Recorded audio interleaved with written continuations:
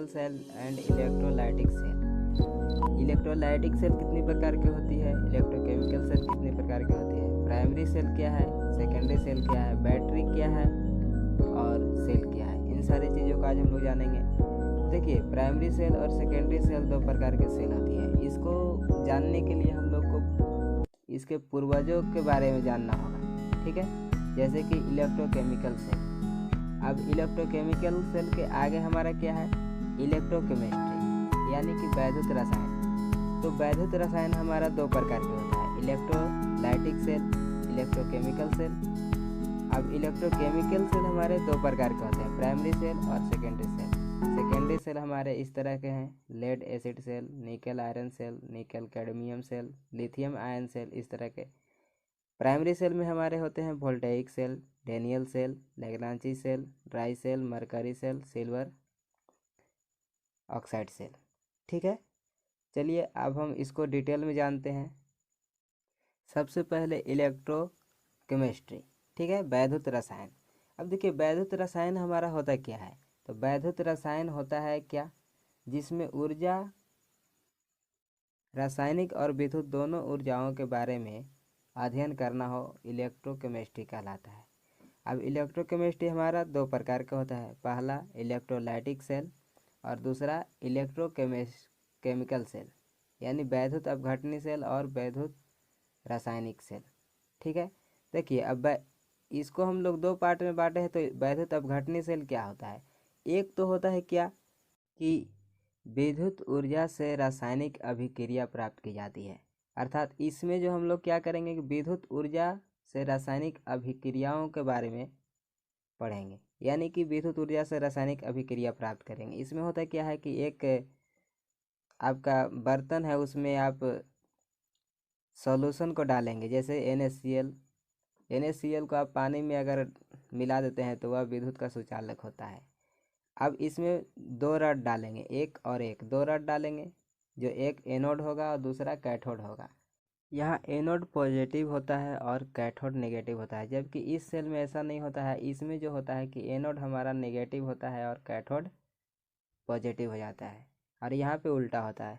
अब इन दोनों में क्या करते हैं कि इन दोनों रड को हम बैटरी के पोल से जोड़ देते हैं, और जब ही बैटरी के पोल से जोड़ते हैं तो इलेक्ट्रॉन जो है गतिशील होता है, और गतिशील होते ही इलेक्ट्रॉन हमारा सॉल्यूशन में आता है, और सॉल्यूशन क्या होता है, सॉल्यूशन के परमाणु टूटने लगते हैं, टूट करके वे आयंस में टूट जाते हैं। परमाणु इलेक्ट्रॉन में टूटेंगे, इलेक्ट्रॉन्स आयंस में टूटेंगे। आयंस में टूटेंगे तो दो रूपों में, एक पॉजिटिव और एक नेगेटिव। तो इस तरह से आयन बनता है। आयन कैसे बनता है, जब किसी भी इलेक्ट्रॉन को आवेशित कर दिया जाता है, मतलब बैटरी से चार्ज कर दिया जाता है, तो वह आयन में टूट जाएगा, ठीक है। तो ये आयन होता है। अब इसमें ऐसा नहीं होता है, ये हमारा क्या है, अब इसमें होता क्या है कि रासायनिक अभिक्रिया से विद्युत ऊर्जा को हम प्राप्त करते हैं, जबकि इसमें जो है विद्युत ऊर्जा से रासायनिक अभिक्रिया को हम प्राप्त करते हैं। इसी से हम किसी बर्तन को लेप करते हैं। अब ये जो हुआ ना, ये पूरा बर्तन हो गया हमारा, ये हमारा हो गया विद्युत अपघटनी सेल हो गया। जिस बर्तन में हम सॉल्यूशन को डाल करके, दो रडों को डाल करके क्रिया करते हैं, वही हमारा विद्युत अपघटनी सेल होता है, और दूसरा कुछ सेल नहीं होता है, ठीक है। जबकि ये जो हमारा होता है विद्युत रासायनिक सेल, इसमें हम अभिक्रिया कराते हैं और उसके बाद विद्युत ऊर्जा को प्राप्त करते हैं। यह हमारा दो प्रकार के होता है, ठीक है। पहला होता है प्राइमरी और दूसरा होता है सेकेंडरी। तो प्राइमरी सेल में हमारा होता है क्या, अब प्राइमरी सेल आते हैं। तो प्राइमरी सेल में हमारा सबसे फर्स्ट है वोल्टेइक सेल, इसे हम लोग गैल्वेनिक सेल भी कहते हैं। 1800 ईस्वी में वोल्टा नामक वैज्ञानिक ने इस सेल को बनाया था। इसमें एनोड जो होता है हमारा Cu का रड होता है, और कैथोड जो होता है Zn का रड होता है। जो कैथोड है हमारा, एनोड जो हमारा होता है पॉजिटिव होता है, कैथोड हमारा नेगेटिव होता है, ठीक है। अब इसमें सॉल्यूशन डाला जाता है H2SO4 का, ठीक है। इसका वोल्ट की अगर हम बात करें तो 1.08 वोल्ट इसका विद्युत वाहक बल होता है, वोल्ट होता है, ठीक है।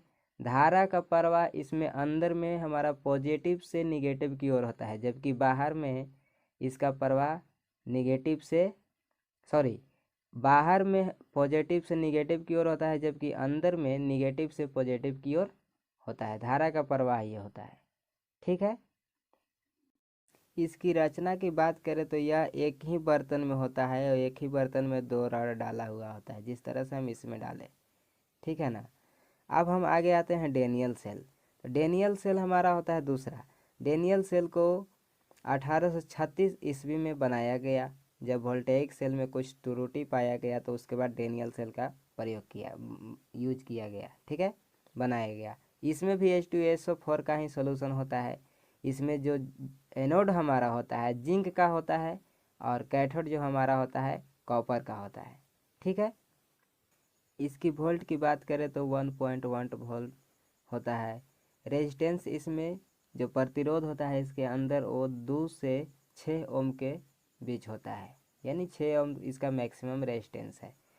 इसमें हमारा देखिए जो Cu जो हमारा है ये उस सेल का एक बाहरी परत को ही मान लिया जाता है कैथोड।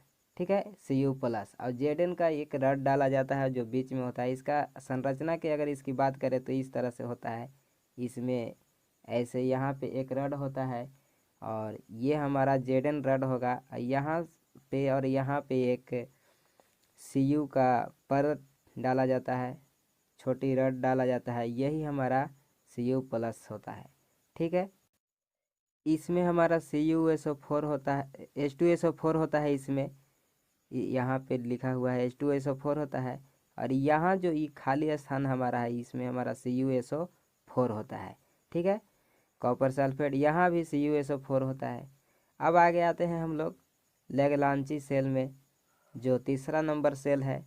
इसमें एनोड जो होता है कॉपर प्लस दर्शाता है, कॉपर रड, और कैथोड जो होता है Zn माइनस रड। इसका वोल्ट होता है 1.46 वोल्ट, यानी विद्युत वाहक बल है, इतनी क्षमता इसकी है। रेजिस्टेंस की बात करें तो 1 से 5 ओम तक इसकी रेजिस्टेंस होता है। ठीक है। इसकी संरचना की बात करें तो NH4Cl एक सॉल्यूशन डाला जाता है, NH4Cl, और एक हमारा होता है मैग्नीज MnO2, मैग्नीज डाइऑक्साइड। ठीक है, तो ये इस तरह का सॉल्यूशन इसमें होता है। ये भी दो परत, इसमें भी दो पात्र होते हैं। एक पात्र इस तरह का आपका होगा जो यहाँ से यहाँ तक मिला हुआ होगा, इसमें एक रड होगा और एक रड इसमें होगा। ठीक है, यहाँ पे Zn रड हमारा होता है, यहाँ पे Zn माइनस, और ये जो हमारा रड होता है Cu प्लस रड होता है। ठीक है, यहाँ पे आपका NH4Cl डाला होगा, NH4Cl, और इसमें इसके अंदर जो हो ये है हमारा मैग्नीज डाइऑक्साइड। आप लोग कभी देखे हैं बैटरी में से पानी जैसा चिपचिपा पदार्थ निकलता है? वो कैसे निकलता है, क्यों निकलता है? यही कारण से निकलता है। जब ये दोनों आपस में अभिक्रिया करता है तो हाइड्रोजन गैस निकलता है। अब ये हाइड्रोजन गैस जो है मैग्नीज डाइऑक्साइड से रिएक्शन करके जल निकालने लगता है, और जल निकालने लगता है तो बैटरी के ऊपरी परत पर चिपचिपा जैसा महसूस होता है, वह गीला टाइप का महसूस होता है। तो ये कारण इसका यही है कि बैटरी से जल निकलता है। ठीक है। इसके बाद हम लोग आते हैं ड्राई सेल में। ठीक है, तो ड्राई सेल देखिए, अब वोल्टेइक सेल जो गैल्वेनिक सेल है, जिसे गैल्वेनिक सेल भी कहते हैं, डेनियल सेल, ये सारे सेल प्रयोगशाला में ही सीमित है। क्यों? क्योंकि इसमें लिक्विड डाला जाता है, लिक्विड डाल करके इसका यूज किया जाता है। ठीक है, तो इसे इधर उधर ले जाने में बहुत समस्या होती थी, लिक्विड गिरने का डर होता था। इनको में सुधार करके एक सेल बनाया गया जिसे हम लोग ड्राई सेल कहते हैं। ठीक है, अब ड्राई सेल बनाया गया इनको सुधार करके। तो ड्राई सेल ऐसा बनना चाहिए कि यहाँ से वहाँ तक हम इसे ले जा सके। अभी देखिए इसमें जो होता है एक ही रड होता है, जो Cu का रड होता है बीच में डाला जाता है। इसकी संरचना की अगर हम बात करें तो इस तरह का संरचना होता है, जैसे कि देख ले, यहाँ से इस तरह का ऐसे संरचना होगा, इसमें रड होगा, यहाँ पे आप निप डाले हुए देखे होंगे, वही जो निप्पो शायद बैटरी होता है, इन सारे कंपनियों का। यहाँ पे आप लोग प्लास्टर ऑफ पेरिस का इसमें लुगदी डाला जाता है। यहाँ MnO2, NH4Cl और ZnCl2 और कार्बन, इन सारे चीज़ों का चूर्ण इसके बीच में डाला जाता है। उसके नीचे प्लास्टर ऑफ पेरिस का लुगदी डाला जाता है। उसके जस्ट नीचे हमारा Zn का एक परत डाला जाता है। वही परत हमारा कैथोड का कार्य करती है। ठीक है, जो सबसे नीचे तली में होता है वो कैथोड का कार्य करेगा और ये जो रॉड हमारा है एनोड का कार्य करेगा। इसकी वोल्ट की बात करें हम तो 1.4 वोल्ट इसका EMF होता है और 1.4 से 1.5 वोल्ट तक EMF होता है। और इसका यूज हम लोग अगर बात करें तो इसका यूज फ़ोन में, कैमरा में या और घड़ी में, इस तरह का यूज इसका किया जाता है। जैसे कि बड़ी घड़ी, बड़ा कैमरा, बड़ा फ़ोन, इन सारे में इसका यूज किया जाता है। अब आगे हम लोग आते हैं मरकरी सेल। ठीक है, तो मरकरी सेल देखिए, इस सेल से छोटा रूप मरकरी सेल का होता है और इसका एनोड जो होता है निकेल का होता है, निकेल आलेपित स्टील। जैसे कि छोटी छोटी घड़ियों में आप लोगों ने देखा होगा एक कैप्सूल टैबलेट के आकार का जो होता है वही हमारा मरकरी सेल कहलाता है। ठीक है, तो मरकरी, इसका कैथोड जो होता है Zn का चूर्ण होता है और इसकी संरचना की अगर हम बात करें तो 3 सतहों में ये बना होता है। जैसे कि हम यहाँ पे बता दे रहे हैं आपको, इस तरह का ये बना हुआ होता है और ये ऐसे पैक रहता है जैसे कि इस तरह का आपको दिख रहा होगा। ये जो हमारा होता है यही Zn- जो होता है नेगेटिव का कार्य करता है। इसके बाद यहाँ से एक परत ये हुआ और एक परत ये हुआ जिसमें HgO भरा हुआ होता है, HgO। और ये जो हमारा परत है ये स्टील का परत होता है और यही निकेल से आलेपित किया हुआ स्टील होता है, यही हमारा एनोड का कार्य करता है। ठीक है, यहाँ पे HgO भरा होता है और यहाँ पे KOH बीच में भर दिया जाता है। यहाँ पे Zn का चूर्ण भरा जाता है जो कैथोड का कार्य करता है। इसका यूज अगर हम कहें तो हैंड वॉच, जो बहुत छोटी घड़ी होती है, कैलकुलेटर होता है, इसमें यूज इसका किया जाता है। इसका वोल्ट अगर जो कहें तो 1.35 से 1.4 वोल्ट तक इसका वोल्ट होता है। और एक बात, इन सारे सेलों का यूज हम एक बार से दूसरी बार नहीं कर सकते हैं। ठीक है, इसका यूज सिर्फ एक ही बार किया जाता है। अब इसके नीचे हम लोग आते हैं silver oxide cell. Silver oxide cell इसी का मॉडर्न रूप है। मरकरी सेल का मॉडर्न रूप है क्या? Silver oxide cell. इसमें होता क्या है कि यहाँ पे हम लोग HgO भरते हैं और यहाँ पे हम लोग Ag2O भरते हैं। ठीक है, सिल्वर ऑक्साइड भरते हैं यहाँ पे। यह इसी का मॉडर्न रूप है। इसका EMF अगर हम कहें तो 1.5 वोल्ट इसका EMF होता है। यूज अगर कहें तो बहुत छोटे छोटे डिवाइसों में इसका यूज किया जाता है, जैसे कि हैंड वॉच से भी छोटा यूज डिवाइस और कैलकुलेटर से भी छोटा डिवाइस में इसका यूज किया जाता है। इलेक्ट्रॉनिक के लिए ये यूज किया जाता है। अब हम लोग आते हैं प्राइमरी से सेकेंडरी सेल। प्राइमरी सेल हम लोग समझ गए। और हाँ, एक बात तो हम बताए ही नहीं, प्राइमरी सेल और सेकेंडरी सेल होता क्या है। हम प्राइमरी सेल किसे कहेंगे और सेकेंडरी सेल किसे कहेंगे? तो प्राइमरी सेल का एक ही पहचान है कि प्राइमरी सेल का यूज हम लोग सिर्फ एक बार करते हैं। ठीक है, प्राइमरी सेल का यूज सिर्फ एक बार करते हैं, जबकि सेकेंडरी सेल का एक से अधिक बार इसको रीयूज करते हैं, रिचार्ज करते हैं और उसके बाद यूज भी करते रहते हैं। एक से अधिक बार, कई बार भी कर सकते हैं, जबकि प्राइमरी सेल में ऐसा नहीं है। एक बार अगर यूज हुआ तो वो दूसरी बार के लिए नहीं होगा, एक बार में ही वह बेकार हो गया। ठीक है, तो सेकेंडरी सेल में पहला हम आते हैं lead acid cell. Lead acid cell यह जो होता है बहुत बड़ा बैटरी होता है, जो बैटरी के आकार का कहिए आप। इसमें प्लेटों की संख्या हमेशा 11, 13, 17, 23 और 25 इस तरह के संख्या में होता है। इसका जो नेगेटिव प्लेट है हमेशा पॉजिटिव प्लेट से एक अंक ज़्यादा रहेगा। ठीक है, इसकी अगर चार्जिंग की बात करें तो 6 एम्पियर से अधिक पर आवेशित न करें, 25 एम्पियर से कम पर विसर्जित नहीं करना चाहिए। क्यों? क्योंकि यह विस्फोट हो सकता है, इसमें शॉर्ट सर्किट लग सकती है। ठीक है, और इसकी वोल्ट की बात करें तो 2 से 2.2 वोल्ट इसका वोल्ट विद्युत वाहक बल होता है। इसके अंदर का जो रेजिस्टेंस होता है 2 ओम रेजिस्टेंस होता है। इसका यूज की बात करें तो मोटर, कार, गाड़ी, ट्रेन, इन सारे चीज़ों में इसका यूज किया जाता है।